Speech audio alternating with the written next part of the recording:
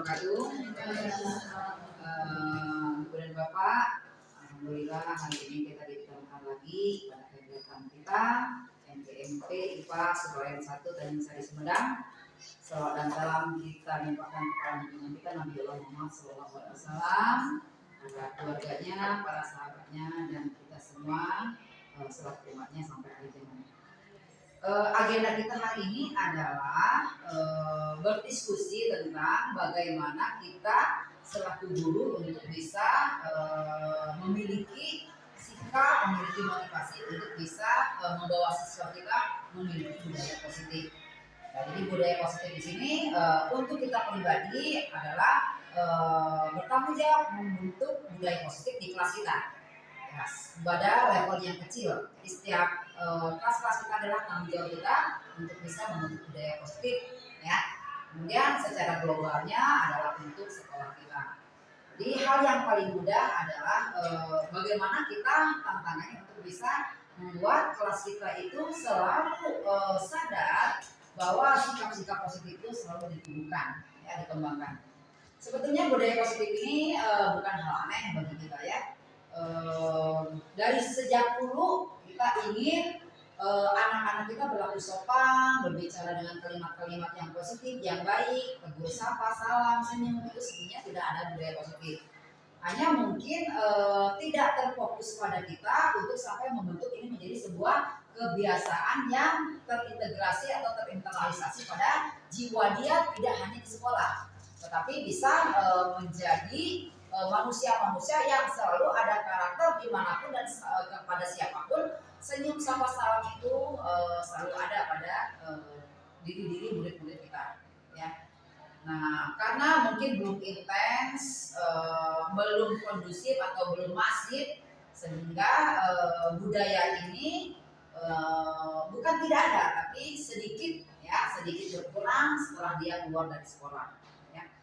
Nah, bagaimana kita mengembalikan budaya positif, sikap-sikap karakter yang menunjukkan bahwa kita adalah orang yang berbudaya, yang bermoral Pancasila, ya, terus yang agamis, itu selalu ada pada diri kita. Nah, untuk itu kegiatan kita hari ini akan dipandu oleh teman kita, ya, untuk bagaimana langkah-langkah kita ke depan bisa selalu berorientasi ke budaya positif, ya. Jadi harapannya di kegiatan MPMP kita kali ini bahwa kita adalah jadi agen perubahan, ya, minimal untuk kelas kita dulu sendiri. Oleh karena itu kita mulai kegiatan kita ini sampai jam 12 siang insya Allah. Sebelum istirahat kita mulai dengan bacaan basmalah. Bismillahirrahmanirrahim. Tanpa memperpanjang waktu, mungkin kita langsung saja masuk ke sesi materi ini, ya. Benar Pak, saya persilakan kepada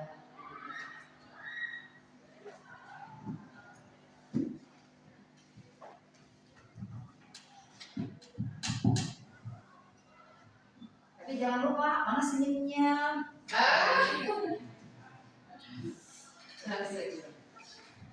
Ya, terima kasih. Bismillahirrahmanirrahim. Assalamualaikum warahmatullahi wabarakatuh. Waalaikumsalam.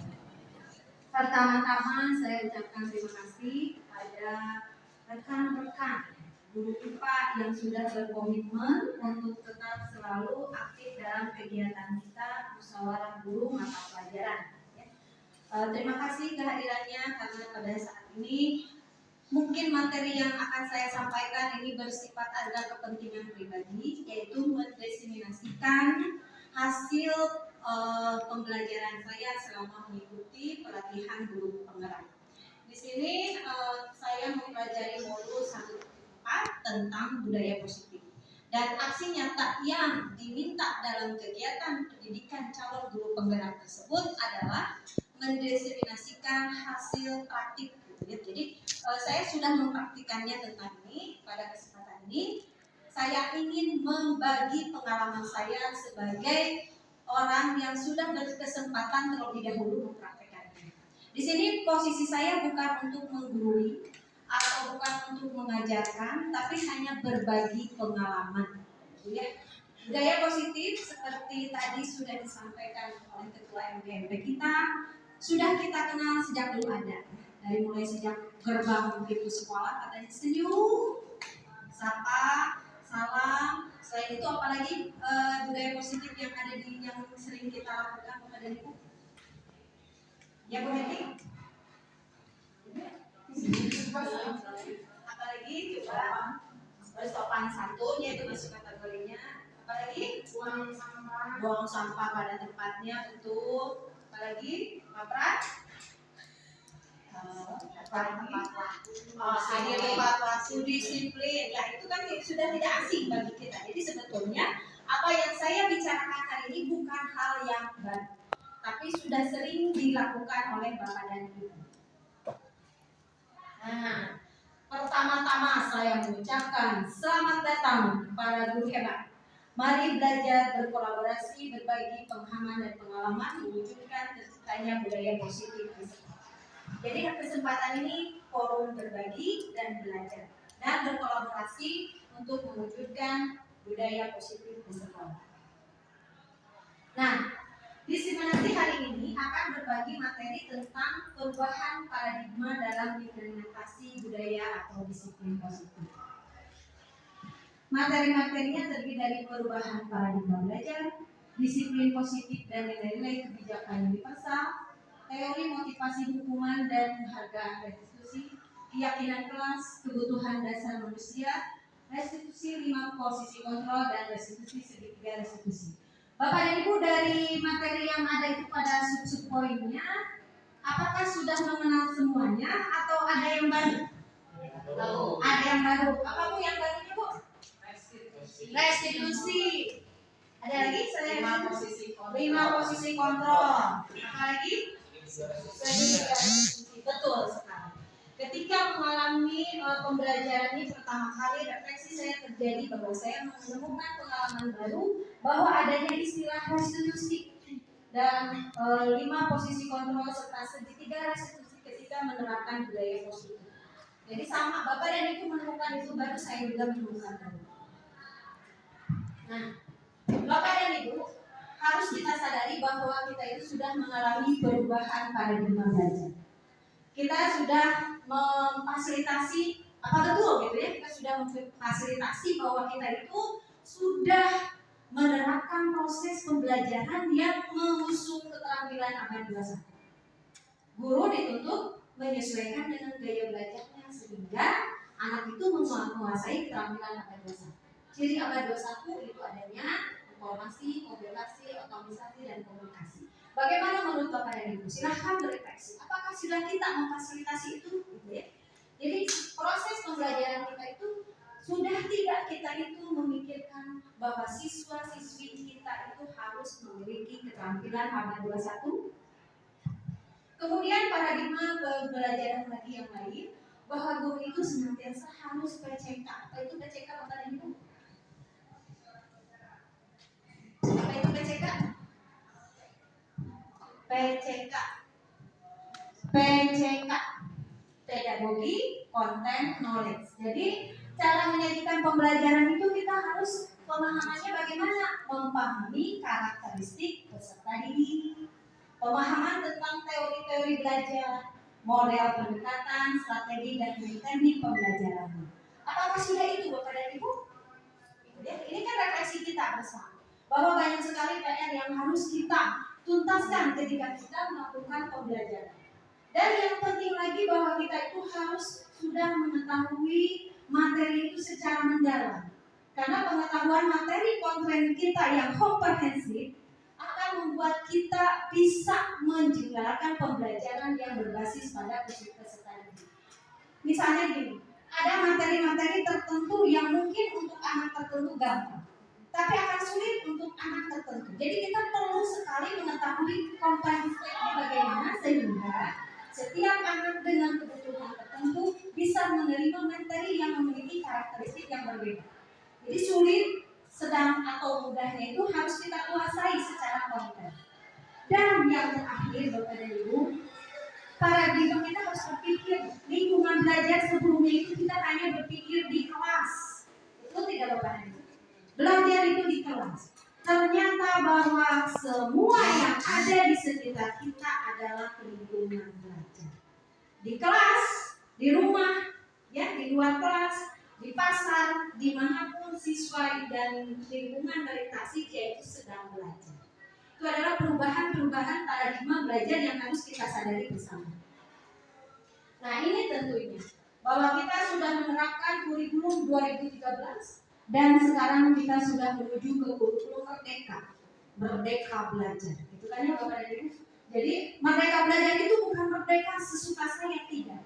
Merdeka itu ketika dia sudah bisa berdisiplin dan berkomitmen, saya ini akan menjadi seperti apa, sukses seperti apa. Jadi mereka itu bukan ini saya maunya begini, tidak seperti itu.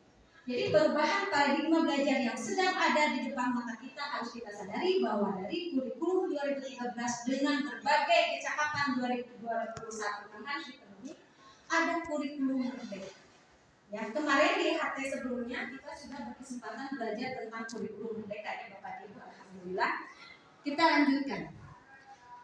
Nah, kurikulum merdeka itu mengusung filsafat pendidikan Ki Hajar Dewantara.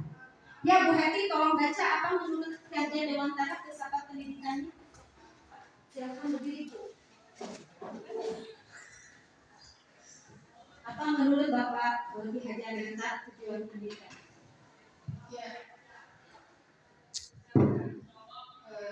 filsafat pendidikan Ki Hajar Dewantara. Pendidikan adalah menuntun segala kekuatan kodrat yang ada pada anak-anak agar mereka sebagai manusia maupun anggota masyarakat dapat mencapai keselamatan dan kebahagiaan yang setinggi-tingginya. Jadi Bapak dan Ibu, filsafat pendidikan yang disampaikan oleh Bapak pendidikan kita Ki Hajar Dewantara, bahwa pendidikan itu menuntun segala kekuatan kodrat yang ada pada anak-anak agar mereka sebagai manusia maupun anggota masyarakat dapat mencapai keselamatan dan kebahagiaan yang setinggi-tingginya. Menuntun kekuatan kodrat. Jadi tugas guru itu sebetulnya apa sih ketika menuntun? Lihat, ada yang menjawab? Apa sih tugas guru ketika menuntun itu? Mungkin sudah menjawab dalam hati. Ya, jadi tugas kita sebagai guru itu adalah menyediakan lingkungan belajar yang memungkinkan setiap anak untuk dapat tumbuh dan berkembang secara maksimal sesuai dengan kodratnya masing-masing dan memastikan bahwa dalam prosesnya anak-anak tersebut merasa selamat dan bahagia. Jadi selamat dan bahagia. Selamat dan bahagia. Ini yang jadi kata kunci. Bahagia. Bahagia itu sebetulnya seperti apa? Ya. Silahkan, pasti dalam hatinya tersenyum semua. Sekarang pertanyaan saya, bagaimanakah lingkungan belajar yang dapat memungkinkan setiap anak untuk dapat tumbuh dan berkembang secara maksimal? Yang mau menjawab? Silakan, coba berpikir sebentar. Bagaimana lingkungan belajar yang dapat memungkinkan setiap anak itu dapat tumbuh dan berkembang secara maksimal menurut pendapat dan Bapak dan Ibu atau pengalaman Bapak dan Ibu selama ini? Nah, silakan Buntin, mungkin ada menjawab. Menurut Buntin, bagaimana lingkungan belajar supaya anak itu bisa maksimal? Dimana lingkungan tersebut memenuhi sarana dan prasarana untuk menunjang belajar anak tersebut. Luar biasa ya, tepuk tangan buat Buntin. Bahwa betul lingkungan belajar itu bisa meningkatkan tumbuh dan berkembang secara maksimal jika sarana dan prasarananya memenuhi bahkan lebih dari kebutuhan standar terpenuhi. Nah, selain sarana prasarana apa lagi Bapak dan Ibu? Misalnya sarana prasarananya sangat terbatas, kita apa adanya, apa karena kita harus tidak bisa maksimal karena tidak punya sarana prasarana. Di rumah sakit ada ya sarana masa begitu? Atau ada yang lain yang bisa kita kuatkan dari keadaan lingkungan yang ada? Ya, pasti. Ya, lingkungan yang yang nyaman, lingkungan yang nyaman. Artinya nyaman seperti apa, Bu? Yang nyaman itu menurut Ibu, nyaman itu seperti apa? Apa, Bu? Bersih. Bersih. Betul. Bu Hasi, silakan. Oke, menurut saya ya lingkungan itu kan adalah segala sesuatu yang berada di luar tubuh individu itu ya, baik biotik ataupun abiotiknya. Nah, kalau lingkungan belajar ini tentunya segala sesuatu yang berhubungan dengan proses pembelajaran itu. Jadi kalau kita ibaratkan ya anak-anak kita ini adalah pohon mangga misalnya ya, pohon mangga. Nah, pohon mangga itu dia punya potensi khusus, dia punya karakteristik khusus gitu, yang berbeda dengan pohon duren misalnya ya. Kemudian yang berbeda dengan padi. Nah, jadi kalau kita menanam mangga di sawah, di padi yang banyak airnya, tentunya tidak maksimal. Begitu juga kalau kita menanam padi di tempat yang kering juga tidak akan maksimal. Kenapa? Karena kondisi yang kita ciptakan untuk karakteristik seperti itu tidak sesuai. Jadi oleh karena itu, kenapa kita harus menyesuaikan kondisi belajar anak itu berdasarkan karakteristik anak. Jadi kalau misalnya anak-anak kita terbiasa dengan kehidupan di pantai, tentunya sumber-sumber belajarnya kita ambil yang mendekati pantai itu. Ya, jadi kita tidak perlu berhayal membawa anak misalnya pergi ke gunung, padahal potensi pantai itu bisa membuat mereka selamat dan bahagia. Itu tentunya seperti itu. Jadi bagaimana kita menciptakan lingkungan belajar ini sesuai dengan karakteristik potensi-potensi yang ada pada diri siswa kita. Itu menurut saya. Terima kasih ya, luar biasa ya, betul sekali Bapak Ibu, bahwa betul kita itu harus menciptakan lingkungan belajar yang nyaman seperti yang tadi disampaikan Bu Neni. Nyaman itu berarti bersih ya, gitu ya. Sarana prasarana ya, gitu. Kalaupun tidak sarana prasarana tidak memenuhi secara maksimal, maka kita kembalikan ke karakteristik budaya lokal, itu kearifan lokal. Hal apa yang bisa kita usung, yang bisa kita tonjolkan di lingkungan kita sehingga bisa memaksimalkan siswa kita belajar dengan nyaman. Nah, Bapak dan Ibu, menurut Ki Hajar Dewantara, sekolah diidentikan sebagai sebuah taman.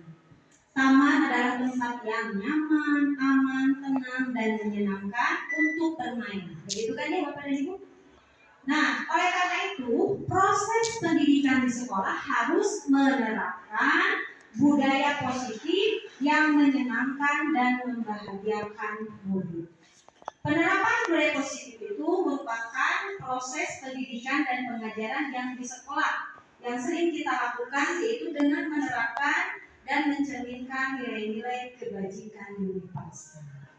Suasana yang menyenangkan dan harmonis yang terbangun dari budaya positif dapat mewujudkan generasi emas cerdas dan berkarakter. Itu kan tujuan kita sebetulnya. Bahwa nanti generasi kita itu generasi emas cerdas berkarakter. Nah, jadi budaya positif itu merupakan perwujudan dari nilai-nilai atau keyakinan universal yang diterapkan di sekolah. Kita sering mengenalnya dengan disiplin positif. Merupakan unsur utama adalah terwujudnya budaya positif yang kita cita-citakan di sekolah. Nah, Bapak dan Ibu, jadi tujuan penerapan disiplin positif itu adalah untuk mewujudkan murid-murid yang berkarakter, berdisiplin, santun, jujur, peduli, dan bertanggung jawab dan merupakan pembelajar sepanjang hayat sesuai dengan standar kompetensi lulusan yang diharapkan. Mungkin yang sering kita kenal itu adalah berkarakter disiplin, santun, jujur, peduli, bertanggung jawab. Nah, ini yang pembelajar sepanjang hayat rupanya yang harus lebih kita tingkatkan. Karena jangankan di sekolah, di rumah pun anak-anak tidak mau belajar. Padahal sejatinya setiap individu itu adalah kewajibannya senantiasa belajar, ya, belajar sepanjang hayat. Jadi nilai-nilai kebajikan universal itu di dalam kurikulum Merdeka itu sudah terangkum dalam profil pelajar Pancasila. Apa saja? Yang pertama, beriman, bertakwa kepada Tuhan Yang Maha Esa dan berakhlak mulia, berkebinekaan global, bergotong royong, kreatif, kritis dan mandiri. itu Bapak dan Ibu 6 profil pelajar Pancasila yang selama ini sedang kita usahakan untuk ditingkatkan dan diwujudkan dalam budaya positif di sekolah kita untuk menjawab tantangan kurikulum merdeka. Dan ini selaras dengan standar pendidikan nasional. Jadi Bapak dan Ibu, setiap yang kita lakukan memang kita harus mengacu pada standar pendidikan yang berlaku.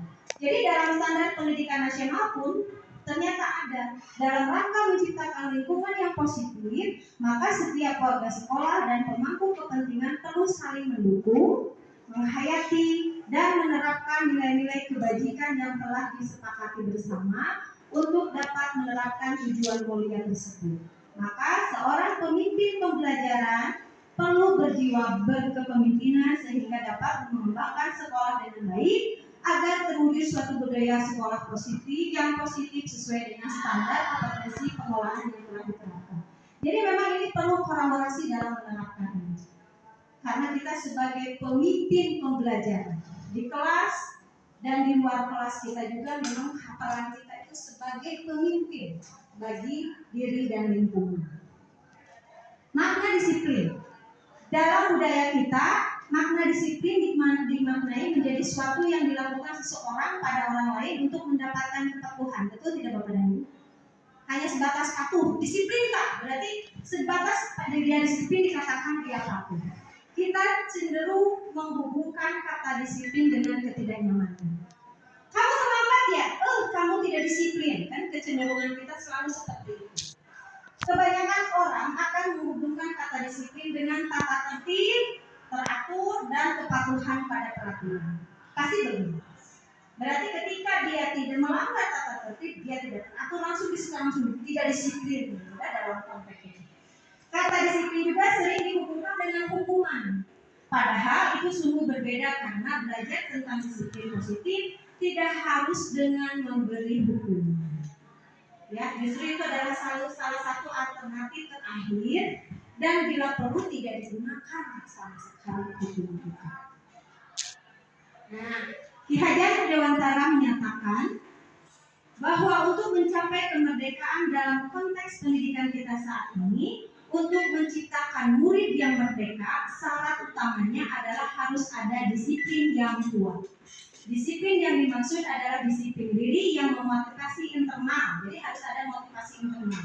Maka kita memerlukan pihak lain untuk mendisiplinkan kita atau motivasi eksternal karena berasal dari luar bukan dari dalam kita. Maksudnya begini Bapak dan Ibu, seperti tadi, mungkin kita itu tidak sadar bahwa kita itu tidak tertib, tidak teratur. Kita tidak bisa mengontrol diri kita untuk berbuat tertib. Maka kita memerlukan orang lain untuk mendisiplinkan, menertibkan kita. Maksudnya ya, dari mas-mas yang dimaksud oleh Bapak Ki Hajar Dewantara. Dengan kata lain, seseorang yang memiliki disiplin diri berarti mereka bisa bertanggung jawab terhadap apa yang dilakukan.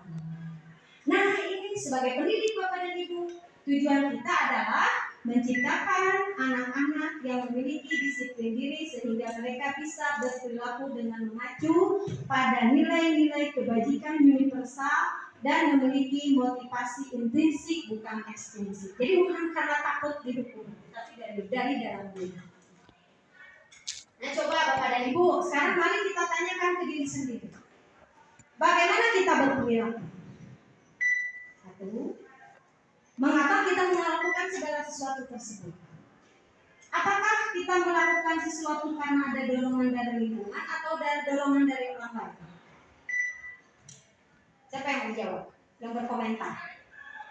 Di sini tidak ada benar yang salah Bapak dan Ibu ya, karena di sini bersifat refleksi. Jadi pengalaman saja. Bagaimana kita berperilaku pada dasarnya? Sangat serius.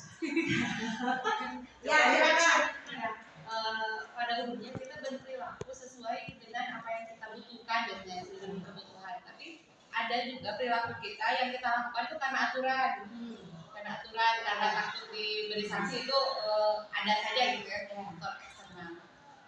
Mengapa kita melakukan segala sesuatu ya tadi ada faktor internal karena kebutuhan, kesadaran intrinsik, tapi juga ada hal-hal tertentu yang karena mendapatkan reward mungkin gitu ya, karena takut mendapatkan hukuman. Nah, yang ketiga, apa kita melakukan sesuatu karena adanya dorongan dari lingkungan atau ada dorongan? Ya, ada kadang-kadang. Jadi memang kita itu berperilaku ya, gitu ya. Bagaimana perilaku kita itu kita tahu sendiri kita seperti apa. Mengapa kita melakukan itu? Pasti karena ada sesuatu ya. Atau yang tadi kata Bu Lin, ada kebutuhan tertentu. Apakah kita melakukannya ada dorongan dari luar atau dari diri? Ya, seperti itu. Ini sudah tidak asing kepada Ibu. Nah, di dalam budaya positif itu ada teori motivasi, hukuman, dan penghargaan restitusi. Jadi motivasi perilaku manusia itu sebetulnya seperti apa yang tadi? Yang ternyata ada 3 motivasi tentang perilaku manusia. Yang pertama untuk menghindari ketidaknyamanan atau hukuman. Bapak Prandika rajin ke sekolah datang sebelum jam 7 sudah ada. Saya takut ditegur oleh kepala sekolah. Ya, oh nanti Pak Prandika akan mendapatkan penghargaan sebagai guru teladan, selalu datang tepat waktu. Itu kan berarti itu karena untuk menghindari yang hal-hal seperti itu. Mendapatkan imbalan nanti setelah rajin absennya terpenuhi sebelum 6.50 sudah ada di sekolah, Pak Prandika mendapatkan TV 14 in misalnya. Itu ada sesuatu yang dari orang memang diharapkan. Ya kan hanya sebulan sekali, kalau 12 bulan 12 TV gitu. Nah, untuk yang ketiga ini 14 kali 12 untuk menjadikan orang yang mereka inginkan dan menghargai diri sendiri dengan nilai-nilai yang mereka percaya. Jadi sebetulnya nih, coba Bapak dan Ibu, target Bapak dan Ibu itu ingin motivasi dasar perilaku Bapak dan Ibu yang nomor berapa? Oh, nomor 3. Luar biasa. Kenapa nomor 3, Bu Meti? lebih bisa menikmati. Lebih bisa. Iya dong, tanpa keterpaksaan. Ada nilai-nilai yang dipercaya. Iya. Jika menikmati berarti apa yang dipercaya oleh Bu Heti? Yang dipercaya, ya maksudnya ada Untuk memenuhi kebutuhan apa? Rasa apa yang dipenuhi ketika menikmati? ya itu nyaman, rasa senang, tidak tertekan. tidak stres. Jadi mengapa katanya nomor 3? Karena dia Bu Heti ingin menikmati. Jadi nilai kebutuhan yang Bu Heti usung percaya bahwa dengan menikmati akan memiliki rasa tenang, bahagia, nyaman. Jadi rasa kesenangan memiliki. Jadi ada nilai-nilai yang memang kita percaya. Kenapa kita melakukan itu? Jadi tidak karena takut dihukum atau mendapatkan penghargaan. Nah, tujuan dari disiplin positif adalah menanamkan motivasi yang ketiga. Jadi pada murid kita itu yang nomor 3 Bapak dan Ibu.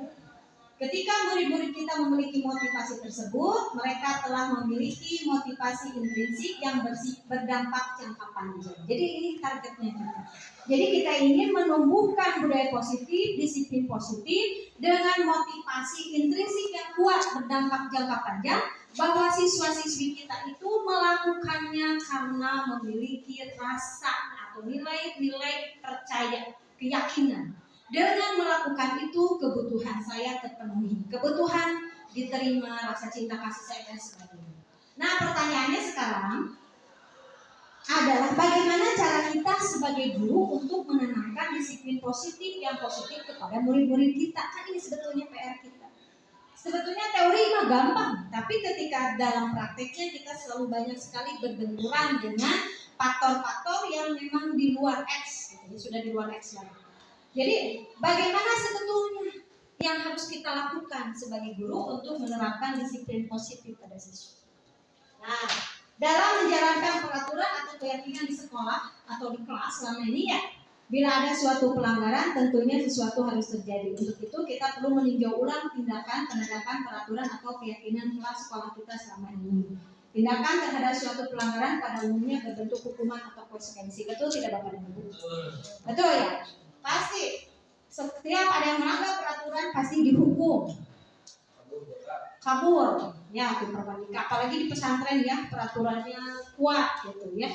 Pasti ini betul tidak Bapak dan Ibu, yang hanya kita lakukan selama ini hanya bersifat menghukum dan konsekuensi. Nah pertanyaannya, coba Bapak dan Ibu telah narasi ini. IPA kurang menguasai pelajaran matematika, sehingga pada saat pelajaran tersebut berlangsung Dia lebih banyak berdiam diri atau menggambar di buku pelajarannya. Pada saat guru matematikanya Pak Seno menanyakan pertanyaan, Ipa menjadi gugup dan tak sengaja menjatuhkan tasnya dari kursi, serta tiba-tiba menjadi gagap pada saat berupaya menjauh. Seluruh kelas pun tertawa melihat perilaku Ipa dan ya tuh ditertawakan. Pak Seno pada saat itu membiarkan teman-teman IPA menertawakan IPA yang tergagap dan malu luar biasa. Dan malahan minta IPA untuk maju ke depan dan berdiri di depan kelas sambil menunjuk hidungnya karena tidak bisa menjawab pertanyaan Pak Seno. Kelas makin gaduh dan anak-anak pun tertawa melihat IPA di depan kelas memegang ujung hidungnya. Kayak depan. Nah, depan nggak dicolek deh gitu ya. Coba jawablah pertanyaan ini. Apakah Anda setuju dengan tindakan Pak Seno terhadap IPA? Pak Pranika menjawab, silakan ke sini ke depan bahkan berdiri. Kasusnya jadi tolong dikomentar. Ini harus kata lengkap supaya jelas. Biar tidak biar sederhana. Kalau menurut saya untuk kasus tadi Pak Seno yang menghukum IPA itu akan menjatuhkan mental IPA, sehingga saya tidak setuju terhadap perilaku Pak Seno terhadap IPA. Jika mental IPA sudah jatuh, apalagi Pak Seno tadi membiarkan anak-anak menertawakan IPA, maka IPA akan lebih cenderung tidak suka terhadap materi tersebut. Apalagi misalkan Pak Seno-nya terlihat menghukum di depan anak-anak. Kan biasanya kalau ada sesuatu yang kurang tepat, anak melakukan kesalahan, lebih baik menegurnya secara pribadi, empat mata. Ketika empat mata, mereka akan lebih ke kita itu sadar gitu, bahwa mereka melakukan kesalahan. Itu menurut saya. Terima kasih Pak Andika. Ada lagi satu lagi komentar untuk mengajukan pendapat tentang perlakuan Pak Seno pada IPA pada jam pelajaran matematika. IPA yang terlihatnya kurang bersemangat gitu ya, dan seperti ada atau cukup satu saja sependapat? Sependapat ya. Jadi tidak setuju. Ya, mengapa setuju? Ini Bapak Badri, perbedaan antara hukuman, konsekuensi dan restitusi. Jadi tadi ada hal baru yang ingin kita ketahui ya, apa perbedaan hukuman, konsekuensi dan restitusi. Jadi hukuman itu bersifat mendadak, tidak terencana. Anak-anak atau murid tidak tahu akan apa yang terjadi dan dia tidak dilibatkan. Tiba-tiba gitu ya, langsung ditunjuk. Jadi di sini hukuman bersifat satu arah dari pihak guru saja yang memberikan dan murid hanya menerima suatu hukuman tanpa melalui suatu kesepakatan atau pengarahan dari guru. Baik sebelum atau sesudahnya tidak ada kesepakatan. Nah, jadi di sini hukuman itu diberikan bisa berupa fisik maupun psikis. Murid anak disakiti oleh suatu perbuatan atau kata-kata. Jadi yang Pak Seno tadi itu hukuman atau apa? Hukuman ya, secara fisik hidungnya dicolek, secara psikis dibuat malu gitu ya. Nanti kata Pak Pranika nanti menjadi malu. Nah, kalau konsekuensi ini bersifat terencana atau sudah disepakati, sudah dibahas dan disetujui oleh murid dan guru, dibuat oleh pihak guru atau sekolah dan murid sesuai sudah mengetahui ya akan adanya kesepakatan ini. Pada konsekuensi, murid tetap dibuat tidak nyaman dalam jangka pendek sebetulnya. Nah, konsekuensi biasanya diberikan berdasarkan suatu data yang umumnya dapat diukur. Nah, ini restitusi Bapak dan Ibu. Kita sering mengenal restitusi itu dalam ekonomi biasanya ya, tapi ternyata dalam budaya positif ada bahwa proses menciptakan kondisi bagi murid untuk memperbaiki kesalahan mereka sehingga mereka bisa kembali pada kelompok mereka dengan karakter yang lebih kuat. Melalui restitusi, ketika murid berbuat salah, guru akan menanggapi dengan cara yang memungkinkan murid membuat evaluasi internal tentang apa yang dapat mereka lakukan untuk memperbaiki kesalahan mereka dan mendapat kembali harga dirinya. Jadi kalau restitusi yang diterapkan Pak Seno, kira-kira apa yang akan dilakukan Pak Seno? Dari narasi itu, jadi dia itu tidak langsung membuat hukuman, tapi membuat muridnya dulu melakukan evaluasi terhadap apa yang terjadi dan dia memperbaiki kesalahan. Kira-kira apa yang dilakukan Pak Seno? Nanya dulu. Kenapa Ya. tidak konsentrasi? Tadi kan Ivanya pasti akan ngomong mungkin kurang paham atau apa. Jadi tidak langsung kita itu menghukum karena ketika perilaku ada suatu alasan. Kita tidak tahu sebetulnya apa yang dirasakan oleh Pak pada saat pelajaran TK. Jadi udah ujung jangan tiba-tiba kamu ke depan. Tersak, kasihan kalian malu. Kita kalau restitusi itu kita itu melakukan dulu analisis perilakunya. Biarkan anak itu mengevaluasi apa sebetulnya kesalahannya. Mungkin dia itu ada sesuatu yang memang ada yang menghambat atau apa sebetulnya yang membuat dia seperti itu. Nanti sehingga harga dirinya tidak direndahkan.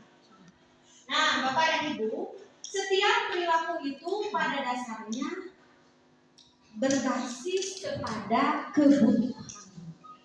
Jadi semua perilaku itu memiliki tujuan.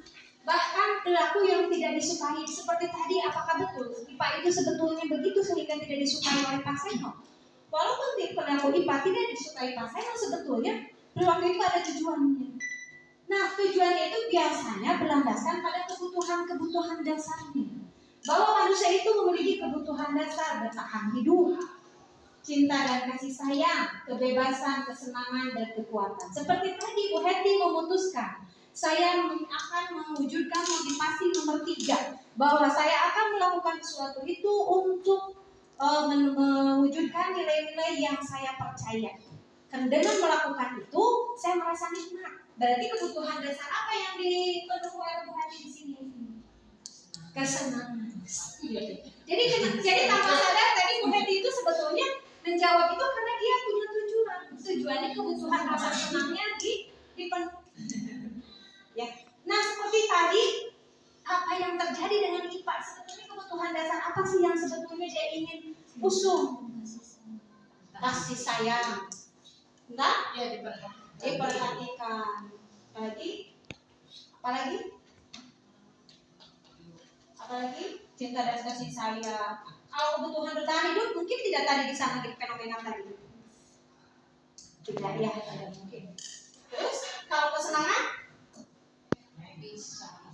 bisa tidak? Kebutuhan kesenangannya tidak terpenuhi di situ. Apa? Bisa ya? Mungkin Pak Seno mengajarnya tidak menarik. Ya kan, jadi jangan tiba-tiba kita menyalahkan murid. Murid itu berperilaku pasti ada sesuatu yang terjadi. Si ibu ngajarnya bikin bosan, bapak bosan gitu ya. Terus gitu kan anaknya tidak tertarik lagi. Jadi kebutuhan rasa senangnya tidak terpenuhi. Akhirnya dia tidak menikmati kelas. Dia tidak belajar dengan nyaman. Nah, sekarang pertanyaannya kita balik. Ini apa yang sebenarnya terjadi Bapak dan Ibu jika misalnya kita itu sudah memperlakukan siswa ya? Prandika, kamu ngobrol aja, jangan ngobrol dong, gitu ya. Pelajar Ibu jangan ngobrol. Prandika itu menurut, tidak ngobrol lagi pada pelajaran. Prandika jangan datang terlambat, gitu ya. Coba kamu mengerjakan tugasnya. Semua aktivitas yang kita instruksikan pada anak itu diikuti oleh anak. Pertanyaannya apa yang sebenarnya terjadi? Apakah memang betul anak itu melakukannya karena kebutuhan dasarnya sudah terpenuhi? Ataukah karena motivasi intrinsiknya tadi sudah terpenuhi, tercapai yang mana? Nomor 1, nomor 2, atau nomor 3? Siapa yang bisa memberikan pendapat? Dibalik ya, ikut ya, patuh gitu ya, tidak ngobrol. Jangan hati-hati. Rada dekat ya menjawabnya supaya ini mic-nya suaranya ya rada ya. Dia halus-halus aja. Kalau menurut saya, ketika siswa mungkin efek positifnya bagus gitu ya, tidak mengganggu atau mungkin ini, tapi secara sendirinya maksudnya jadi ada kemungkinan itu karena rasa takut kalau menurut saya, karena gimana ya menjelasinnya? Kalau misalkan seseorang, misalnya anak, setiap dia melakukan apa-apa kamu nggak boleh nurut, kamu diam nurut, kamu ini, kalau menurut saya dia tuh kehilangan karakter akhirnya. Jadi dia tidak bisa mengapresiasikan saya seperti ini gitu. karena setiap mau melakukan apa-apa dia ditegur seperti itu. Jadi siswa yang baik adalah bukan siswa yang diam menurut saya, tapi dia bisa menempatkan kapan dia harus bicara, kapan dia harus ini gitu. Kadang kalau siswa terlalu pasif juga tidak menyenangkan gitu. Seperti itu sih. Udah terjawab? Jadi apa yang sebenarnya terjadi, anak itu motivasi yang betul tadi sudah terjawab ya. Mungkin rasa takut, ya karena hukuman itu motivasinya. Ada banyak dan kesenangannya juga di sini sebetulnya tidak terpenuhi ya, karena dia juga tidak terpenuhi. Oh ya, ada satu cerita. Ini mah pengalaman. Tapi nggak akan dibilangin ya. Pernah saya ada siswa ini agak badung, tapi dia sebenarnya pintar, tapi tidak suka dikekang. Pernah ada yang mengingatkan gurunya itu begitu, gitu kayak gitu. Komentar ketika dia dilakukan pendekatan yang berbeda, bilangnya ternyata seperti ini loh di siswa itu. Bu, saya mah mendengarkan guru itu hanya untuk membuat dia diam. Masuk telinga kanan, keluar telinga kiri. Ke saya mah ngepek katanya gitu. Nah itu justru di situ saya belajar, oh ternyata pendekatan pun harus sesuaikan dengan karakter anak. Luar biasa, tepuk tangan Bapak ini. Pengalamannya luar biasa, semangatnya kita. Jadi yang dimaksud kita bicarakan tadi itu jangan-jangan yang terjadi itu hanya ilusi, bukan fakta. Bahwa anak itu patuh dan taat pada kita itu bukan karena dia itu memiliki motivasi untuk mewujudkan, ternyata supaya gurunya diam. Ilusi ya itu, ilusi kontrol. Ternyata guru belum bisa mencapai motivasi intrinsik siswa.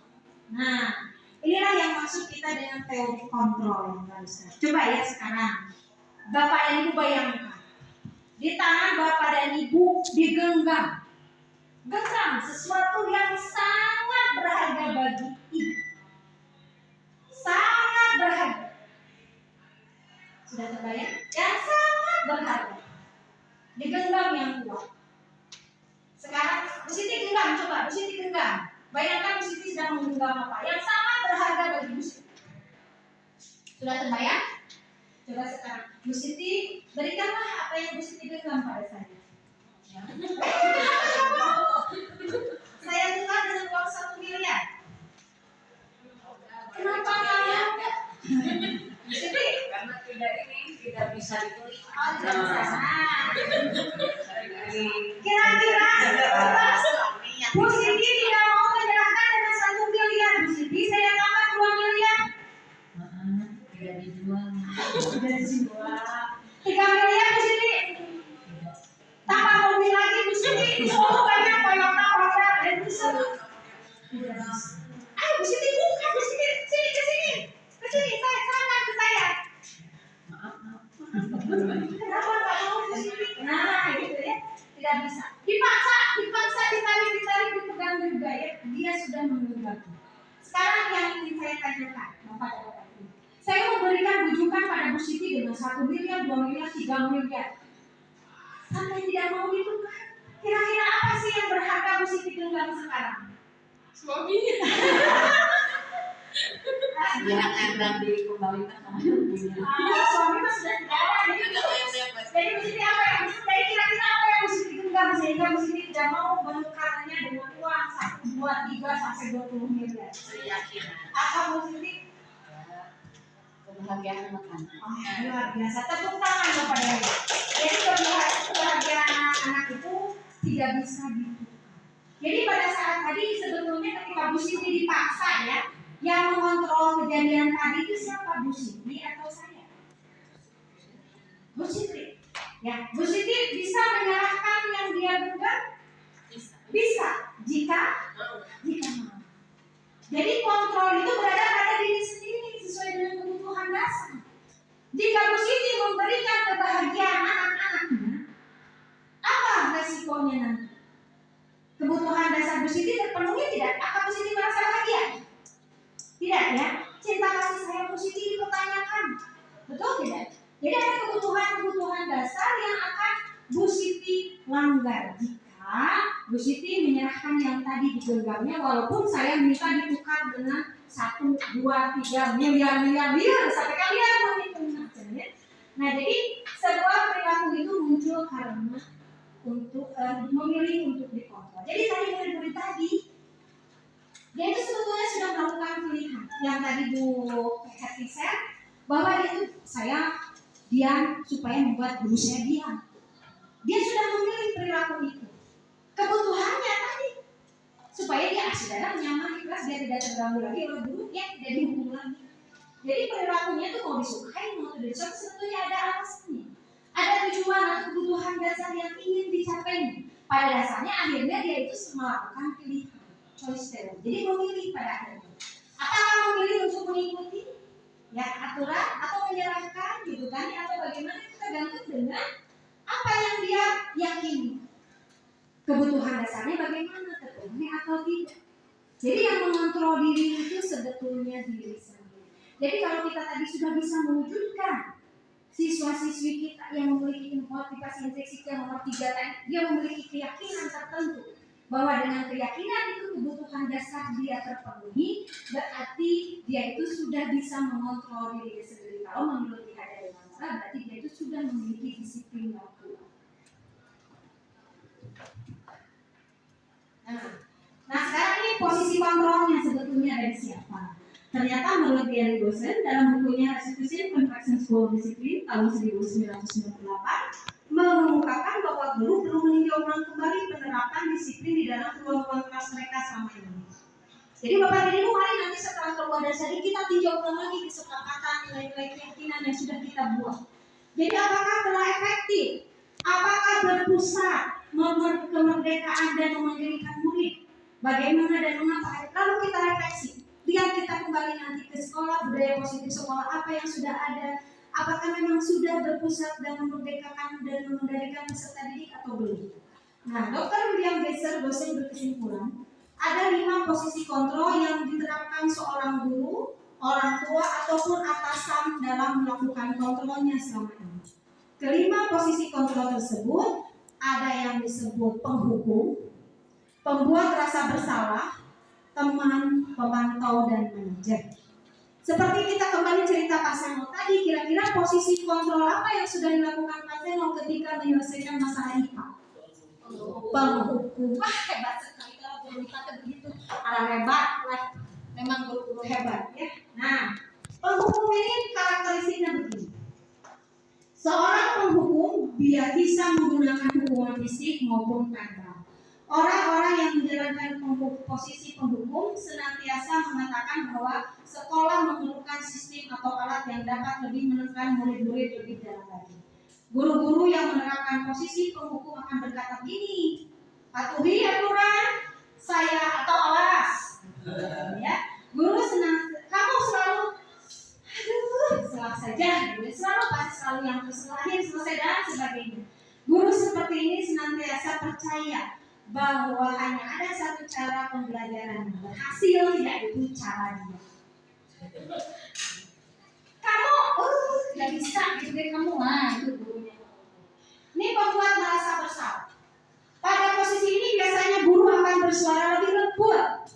Pembuat rasa bersalah akan menggunakan keheningan yang membuat orang-orang lain merasa tidak nyaman, bersalah atau rendah diri. Kata-kata yang keluar dengan lembut mungkin seperti ini. Ibu sangat kecewa sekali dengan kamu. Berapa kali sih ibu memberitahu kamu ya? Gimana coba kalau orang tua kamu tahu kamu berbuat begini? Di posisi ini murid akan memiliki penilaian buruk tentang diri mereka. Ya, merasa bersalah, tidak berharga dan telah mengecewakan orang-orang yang disayangi. Teman, guru pada posisi teman tidak akan menyakiti murid, namun akan tetap berupaya mengontrol murid melalui persuasi. Posisi teman pada guru bisa negatif atau positif. Positif di sini berupa hubungan baik yang terjalin antara guru dan murid. Guru di posisi teman menggunakan hubungan baik dan humor untuk mempengaruhi seseorang. Mereka akan berkata, ayo bantulah Bapak demi Bapak ya. Ayo ingat, tidak bantuan Bapak selama ini. Ya sudah, sekali sudah ya, kali ini tidak apa-apa. Nanti Ibu bantu bereskan. Hal negatif dari posisi teman adalah Bila suatu saat guru tersebut tidak membantu, maka murid akan kecewa dan berkata, saya pikir bapak atau ibu teman saya. Murid merasa dikecewakan dan tidak mau lagi berusaha hal lain yang mungkin adalah murid akan bertindak untuk guru tertentu dan tidak guru lainnya. Murid akan tergantung pada guru. Jadi jika kita sebagai posisi teman, konsekuensinya begitu. Pemantau. Memantau berarti mengawasi. Pada saat kita mengawasi ya, kita itu bertanggung jawab atas perilaku orang-orang yang kita awasi.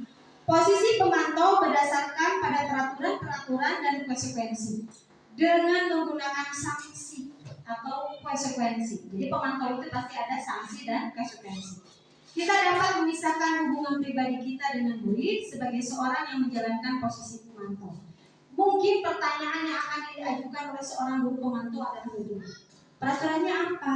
Apa yang telah kamu lakukan? Sanksi atau konsekuensinya apa? Seorang pemantau sangat mengandalkan perhitungan, catatan data yang dapat digunakan sebagai bukti atas perilaku seseorang. Posisi ini akan menggunakan stiker, slip, catatan, daftar cek. Posisi pemantau sendiri berawal dari teori stimulus respon yang menunjukkan tanggung jawab guru dalam mengontrol murid. Jadi A karena B itu C. Tapi memang kita harus ada kesepakatan dulu di sini. Apa konsekuensi? Itu teori kontrol sebagai pemantau. Nah, bagaimana dengan posisi terakhir yaitu manajer? Ini adalah posisi di mana guru berbuat sesuatu bersama dengan murid. Mempersilahkan murid mempertanggungjawabkan perilakunya. Mendukung murid agar dapat menemukan solusi atau permasalahannya sendiri. Seorang manajer telah memiliki keterampilan di posisi teman maupun pemantau dan dengan demikian bisa jadi waktu-waktu tertentu kembali kepada kedua posisi tersebut bila diperlukan. Di manajer, murid diajak untuk menganalisis kebutuhan dirinya maupun kebutuhan orang lain. Di sini penekanannya bukan pada kemampuan membuat konsekuensi, namun pada dapat berkolaborasi dengan murid bagaimana memperbaiki kesalahan yang ada. Jadi kira-kira seorang manajer akan berkata begini, apa yang kita yakini kembali kepada keyakinan kelas atau keyakinan-keyakinan kesepakatan yang sudah dibuat. Apa kamu meyakininya? Jika kamu meyakininya, apakah kamu bersedia memperbaikinya? Jika kamu memperbaiki ini, hal ini menunjukkan apa tentang dirimu? Nah, apa rencana kamu untuk memperbaiki hal lain? Tugas seorang manajer bukan untuk mengatur perilaku seseorang. Kita membimbing murid untuk dapat mengatur dirinya. Seorang manajer bukan memisahkan murid dari kelompoknya, tapi menguatkan murid tersebut kembali ke kelompoknya dengan lebih kuat. Nah, silakan merefleksi Bapak dan Ibu selama ini posisi kontrol manakah yang sering kali Bapak Ibu gunakan?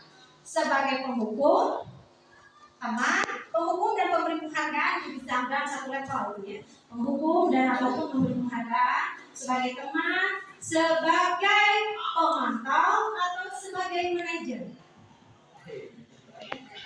Sebagai manajer baru ya Pak Pantika ya. Selama ini Pak Pantika bagaimana kalau mendisiplinkan teman? CEO. Sebagai CEO. Sebagai apa? Biasanya? Tergantung situasi. Lebih banyak pemantau. Lebih banyak Bu Hedi pasti penghukum. Teman, ya. Jadi silakan berefleksi sebetulnya kita itu sudah melakukan apa selama ini, ya. Bisa jadi dalam penerapan disiplin sehari-hari kita akan kembali ke posisi yang tadi sebagai teman atau pemantau. Karena murid yang kita tangani belum bisa diajak berdiskusi atau melakukan restitusi. Jadi kalau manajer itu memang murid-murid kita itu sudah memang bisa diajak berdiskusi, sudah mau mengemukakan pendapatnya, mengemukakan pikiran-pikirannya.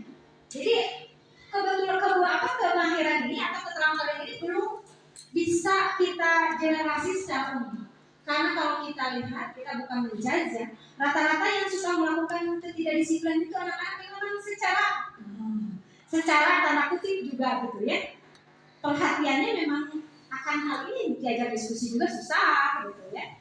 Diajak berkomitmen apalagi memikirkan tentang dampak ke depan past and present dan nanti future sudah tidak terbayang bagi mereka. Jadi mungkin tindak lanjut kita sementara adalah kita itu hanya membangun budaya positif, melatihkan anak-anak untuk keterampilan mereka berpikir bagaimana dampak dari sebuah perilaku baik bagi diri dan lingkungannya, sehingga nanti mereka itu akan senantiasa memiliki tanggung jawab pada apa yang dilakukan. Jika siswa-siswi kita bertanggung jawab, otomatis lingkungan di sekitar itu akan bagaimana? Nyaman, betul tidak Bapak dan Ibu? Kita pun akan merasa nyaman. Nah, tadi ada dikatakan keyakinan kelas. Kalau dalam cakup tadi kata ketua MGMP kita itu karena kita itu nanti di kelas sebagai guru, maka misalnya berarti kita itu membuat keyakinan kelas. Gitu ya? Atau nanti dalam skup yang lebih besar, keyakinan sekolah. Jika Bapak dan Ibu di rumah sebagai ibu rumah tangga, sebagai seorang istri juga memiliki kesepakatan atau keyakinan yang juga disepakati oleh seluruh anggota keluarga. Jadi keyakinan kelas itu sebetulnya apa? Merupakan nilai-nilai kebajikan atau prinsip-prinsip universal yang disepakati bersama. Jadi ini harus disepakati bersama, jangan satu pihak. Ya, istilah anak zaman normal tidak bertepuk sebelah tangan. Tidak boleh bertepuk sebelah tangan. Kalau bertepuk sebelah tangan itu artinya lambai. Jadi yang lambainya kemana? Salah melambai. Bu Nani, Pak Bu Nani melihatnya kemana? Bukan pada saya. Saya Bu Nani, padahal Bu Nani memandang di belakang saya. Nah, jadi kesepakatan kelas dibuat untuk menumbuhkan motivasi intrinsik sehingga mereka itu bisa berperilaku sesuai dengan nilai-nilai kebajikan universal. Harapannya nilai-nilai ini akan mewujudkan budaya positif yang konsisten. Nah, ini Bapak dan Ibu ya yang tadi dipertanyakan segitiga restitusi, kumaha sih segitiga restitusi itu gitu ya. Diana Gosen dalam bukunya Restitution Structuring School Discipline 2001 telah merancang sebuah tahapan untuk memudahkan guru dan orang tua dalam melakukan proses untuk menyiapkan anaknya untuk melakukan restitusi. Jadi restitusi itu menganalisis kesalahan, gitu ya, bertanggung jawab dengan kesalahannya, memikirkan solusi untuk menyelesaikan masalah yang dia buat, sehingga anak itu bertanggung jawab. Nah, bernama segitiga restitusi seperti ini Bapak dan Ibu tahap-tahapnya. 3 sisi dari segitiga restitusi atau proses 3 rahapan tersebut didasarkan pada prinsip-prinsip utama dari teori kontrol. Langkah pertama, menstabilkan identitas. Teori kontrolnya, kita semua akan melakukan hal yang terbaik yang bisa kita lakukan. Betul tidak Bapak? Jadi kembalikan identitas stabil. Sebetulnya kita bisa melakukan yang terbaik daripada melakukan sesuatu yang bersifat negatif. Kamu bisa kok berbuat yang baik. Jadi kembalikan, menstabilkan identitasnya. Validasi tindakan yang salah. Bahwa semua perilaku memiliki alasan. Alasannya apa sih sebetulnya anak itu berbuat seperti itu? Kita lihat, kita cek, cross check. Lalu kita tanyakan keyakinannya bahwa kita itu semua memiliki motivasi internal. Sebetulnya keyakinan apa sih yang sebetulnya ingin kamu cari? Nah begini Bapak dan Ibu.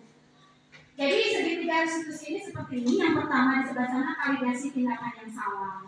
Kamu tentu tidak punya alasan mengapa melakukan itu. Terus, adakah cara yang lebih efektif untuk mendapatkan yang kamu butuhkan? Misalnya pertanyaan-pertanyaan itu muncul. Pastilah berbuat seperti itu dia punya alasan. Tapi kan ada sih cara yang lain supaya tidak seperti itu. Nah, keyakinan kelasnya apa sih sebetulnya yang telah kita lakukan? Mari kita menjadi orang yang seperti apa yang sudah kita sepakati. Di sini, menstabilkan identitas ini yang lebih penting. Setiap orang pasti pernah melakukan kesalahan. Kamu bukan satu-satu yang pernah melakukan ini. Tapi kan tidak perlu dengan melakukan ini kan, ya. Jadi harus distabilkan bahwa dia itu melakukan suatu perilaku memang ada alasan, ada tujuan. Tapi alangkah baiknya jika perilakunya itu tidak keluar dari keyakinan yang sudah kita buat bersama. Baik Bapak dan Ibu, saya akan berbagi pengalaman ketika saya mencoba menerapkan segitiga restitusi. Tapi sebelumnya saya akan curhat sedikit.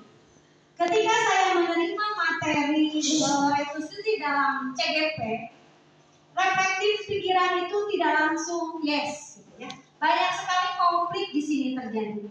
Menghukum, lebih mudah menghukum gitu. Sosok-sosokan, pakolotot itu lebih efektif gitu kan. Cicing, diam. Tapi anak-anak sekarang itu lebih cepat seperti itu. Tapi mungkin ternyata ilusinya sebetulnya dia itu tidak sedang patuh pada kita, tapi hanya untuk membuat kita diam atau sudah biar selesai tidak bicara terus ibunya, bisa seperti itu. Jadi bukan karena dia patuh berdasarkan motivasi intrinsik. Jadi terus adanya tidak boleh penghargaan, karena kalau penghargaan berdampak buruk, jadi anak itu timbul ketergantungan katanya bahwa nanti dia akan selalu ada ibu mendapat stiker dari ibu-ibu, ambil ada ibu stikeran, jadi lama kelamaan malahan kita yang kerepotan jika nanti ibu kasih ini gitu ya, tapi lama kelamaan itu ternyata menciptakan budaya yang negatif. Anak jadi ketergantungan dengan reward dari kita. Ketika tidak diberi, kecewa. Ya, kecewa. Ini sudah on ya Pak Pranika? Coba.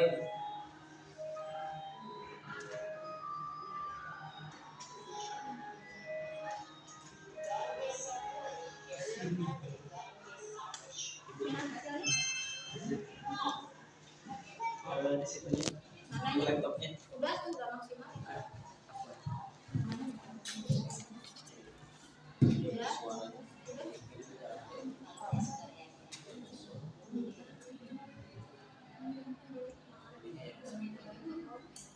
Guna membantu saya.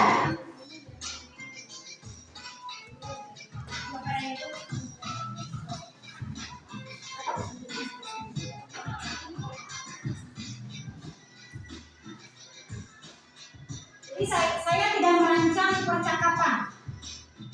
Spontan saya nyuruh anak, coba kamu melakukan ini, keluar pagar, kabur. Yang suka kabur ini. Yang suka kabur ini. Yang mengajak silakan tahu ini.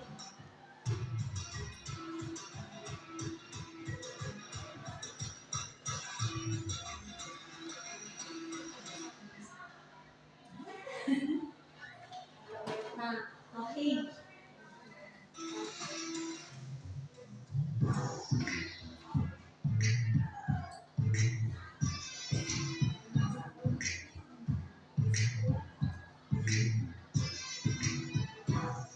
Ibu udah lihat beberapa ini catatan kamu udah tempat misalkan di jam sekolah keluar meloncat. Kamu tahu apa kesalahannya? Apa? Dia meloncat apa? Kenapa harus meloncat kamu? Jalan yang lebih cepat. Kenapa kamu harus keluar dari rumah sekolah di jam itu? Kopi, kalau udah itu, buat tugas. Kamu belum gitu, ada tugasnya.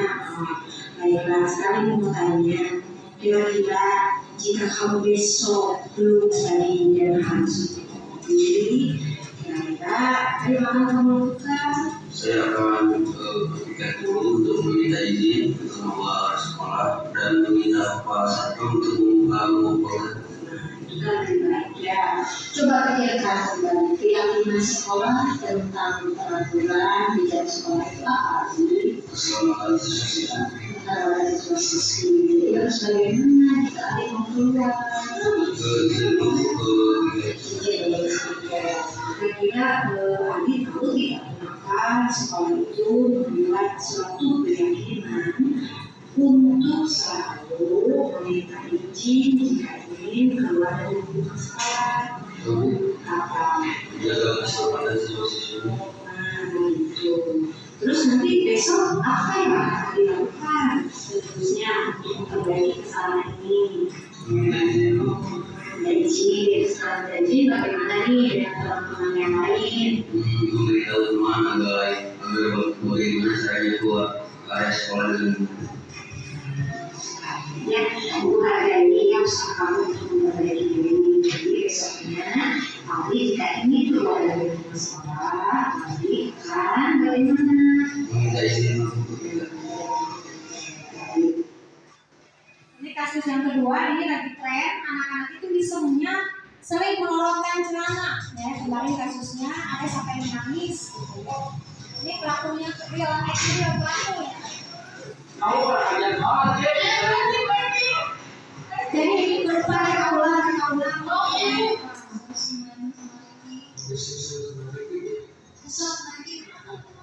Kalau di sana, kalau cewek,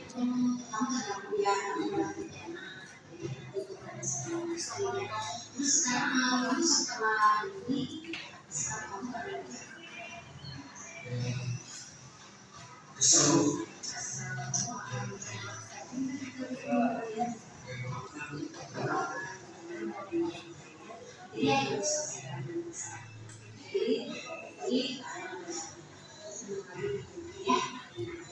Jadi, apakah kamu mengetahui kenapa dipanggil seperti itu? Ibu, Apa alasannya? berarti sama kemarin. Menurut kamu, hal itu atau tidak? Tidak, kalau tidak baik. Jadi kalau tidak baik, nanti masalah ya. Dan tidak akan dimakan kalau bukan menjadi kesalahan ini. Bukan apa-apa. Bukan apa-apa. Nah, kalau menurut kamu, keyakinan sekolah apa yang telah kamu lakukan?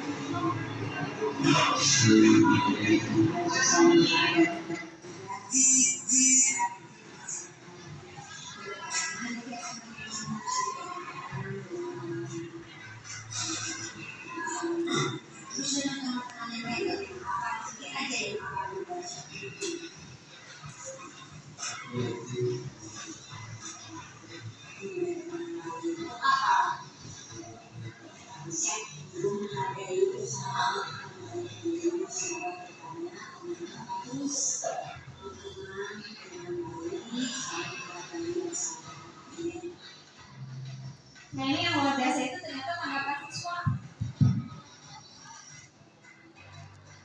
Karena yang saya tadi Menurut saya, cara yang di rumah ada yang disampaikan dan dengan cara itu situasinya merasa nyaman dan menikmati.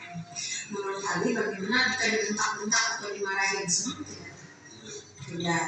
Jadi Ali sukanya diajak diskusi, dibimbing, diarahkan. Ali sering melakukan pelanggaran nggak? Jarang, tapi pernah dimarahi guru. Terus perasaan Ali ketika dimarahi guru bagaimana, ingin berubah atau melakukan kesalahan lagi? Ingin berubah. Sekarang ketika melihat yang ibu lakukan, kan beda dengan sehari-hari ketika ibu memberikan hukumannya. Ibu sering memberikan hukumannya sembarangan. Ali lebih senang melihat ibu yang bagaimana barusan berdiskusi atau bagaimana. Menurut Ali, apakah hukuman lebih efektif untuk membuat anak-anak bertanggung jawab atau yang barusan diajak diskusi? Yang